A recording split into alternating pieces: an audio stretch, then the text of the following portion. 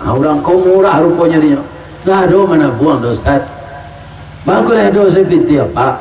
Rumah hambo kane gusur.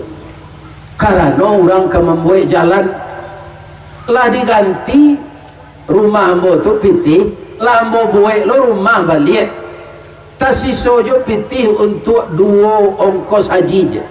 Amang kau mendaftar lambo je ibu.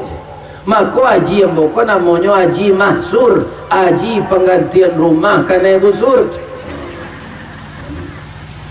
Namun demikian saya ulang, haji bukan gelar. Ingat, haji itu ibadah.